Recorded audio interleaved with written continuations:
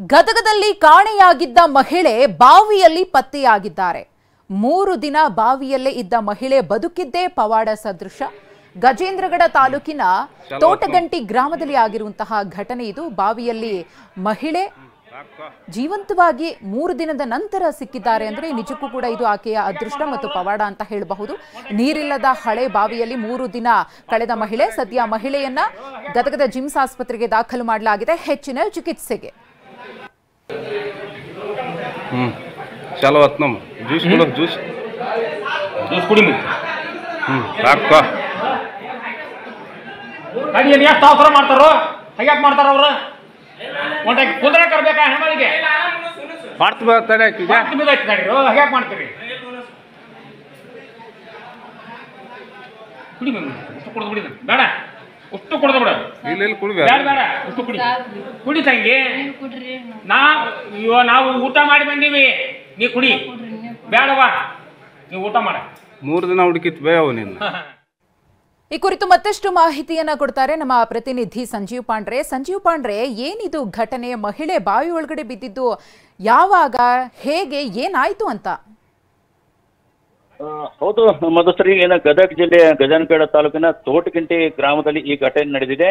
ಏನು ಆಗಸ್ಟ್ 20ರಂದು ಏನು ನಸುಕಿನ ಜಾವ ಈ ಮಹಿಳೆ ಏನಿದ್ದಾಳೆ ಪಾರ್ವತಿ ಅನ್ನೋಕೆ ಈಕೆ ಮನೆ ಅಂಗಳದಲ್ಲಿ ಕಸ ಗುಡಿಸ್ತಾ ಇದ್ದಾಳೆ. ಆದ್ರೆ ಹಿಂದಿನ ಭಾಗದಲ್ಲಿ ಬಂದಂತ ಓರ್ವ ಮಹಿಳೆ ಅಂತ ಆಕೆ ಹೇಳ್ತಾ ಇದ್ದಾಳೆ. ಮಹಿಳೆ ನನ್ನ ಹಿಂಭಾಗದಲ್ಲಿ ಕತ್ತು ಹಿಡಿದಳು, ಆಮೇಲೆ ಜೊತೆಗೆ ಬಾಯಿ ಮುಚ್ಚಿಕೊಂಡು ದರ ಎಳ್ಕೊಂಡು ಹೋದಳು. ಆಕೆ ಕೇಳ್ತಾ ಇರೋದು, ನಿನ್ನ ತಾಳಿ ಕೊಡು, ನಿನ್ನ ಬಳಿ ಕೊಡು, ನಿನ್ನ ಕಾಲಂಗುರು ಕೊಡು ಅಂತ ತಾಳೆ ಕೇಳ್ತದೆ. ಇಲ್ಲ ನಾನು ಕೊಡಂಗಿಲ್ಲ, ನಾನು ಗಂಡನ ಕರಿತೀನಿ ಅಂತ ಹೇಳಿದ್ರು. ನಿನ್ನ ಗಂಡನ ಕಡಿಬೇಡ ಅಂತ ಹೇಳ್ತಿದ್ದೀನಿ, ನನ್ನನ್ನು ದರ ಎಳ್ಕೊಂಡು ಹೋದಳು. ಜೊತೆಗೆ ಏನು ಜಮೀನು ಒಂದರಲ್ಲಿ ಕರೆದುಕೊಂಡು ಹೋದಳು. ಆಮೇಲೆ ಮುಂದೆ ಏನು ಅದು ಬಾವಿಯಲ್ಲಿ ಒಗದು ಹೋಗ್ಬಿಟ್ರು. ನನಗೆ ಪ್ರಜ್ಞೆ ತಪ್ಪು, ನನಗೆ ಯಾವುದೇ ರೀತಿ ಪ್ರಜ್ಞೆ ಇರಲಿಲ್ಲ. ಆಕೆ ಯಾರು ಅನ್ನೋದು ಗೊತ್ತಿಲ್ಲ, ಒಂದು ಅಗೋಚರ ಶಕ್ತಿನೂ ಇರ್ಬೋದೇನೋ ಅಂತ ನನಗೆ, ಯಾಕಂದ್ರೆ ಅಷ್ಟು ಹಗುರವಾಗಿ ನನ್ನನ್ನು ಎಳ್ಕೊಂಡು ಹೋದಳಾಕಿ. ಹೀಗಾಗಿ ನನಗೆ ಅಲ್ಲಿ ನಂತರ ಅದೇನು ತಾಳಿ ಕಿತ್ಕೊಂಡದಳು. ತಾಳಿ ಕಿತ್ಕೊಂಡು ಅಲ್ಲಿ ಬಾವಿಯಲ್ಲಿ ಒಗೆದು ಹೋದಳು. ಆ ಬಾವಿಯಲ್ಲಿ ಒಗೆದು ಹೋದ ನಂತರ ನನಗೆ ಒಂದು ದಿನ ಅಂದ್ರೆ ನೆಕ್ಸ್ಟ್ ಡೇ ನನಗೆ ಪ್ರಜ್ಞೆ ಬಂದಿದೆ. ಪ್ರಜ್ಞೆ ಬಂದು ನೋಡಿದ್ರೆ ನಾನು ಬಾವಿಯಲ್ಲಿ ಬಿದ್ದಿದ್ದೆ, ಸಾಕಷ್ಟು ಕೂಗಾಡಿದೆ, ಚೀರಾಡಿದೆ, ಯಾರು ಕೇಳಿಸಿಲ್ಲ. 3ನೇ ದಿನದ ಬಳಿಕ ನಾನು ಅಲ್ಲಿ ಯಾರೋ ಹೋದ ಸಂದರ್ಭದಲ್ಲಿ ನಾನು ಕೂಗಾಟ ಕೇಳಿ ಬಂದು ನನ್ನ ರಕ್ಷಣೆ ಮಾಡಿದ್ರು ಗ್ರಾಮಸ್ಥರು ಅಂತ ಹೇಳಿದಾಳೆ.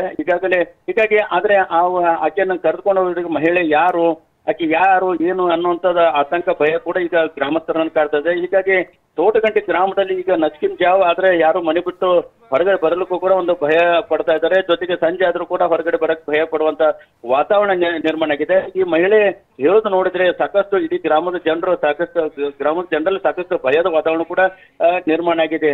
ಆದ್ರೆ ಕೆಲವೊಂದು ಮಾತನಾಡೋದ ಪ್ರಕಾರ ಇದನ್ನು ಪಿಚಾಚಿ ಇರ್ಬೋದು, ಅದೇವ್ ಇರ್ಬೋದು ಅಂತ ಮಾತುಗಳನ್ನು ಕೂಡ ಗ್ರಾಮದಲ್ಲಿ ಕೇಳಿ ಬರ್ತಾ ಇದೆ.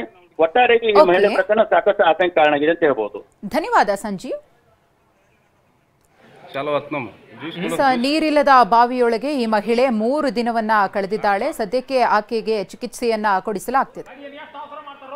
ಹೇಗೆ ಮಾಡ್ತಾರ ಅವರು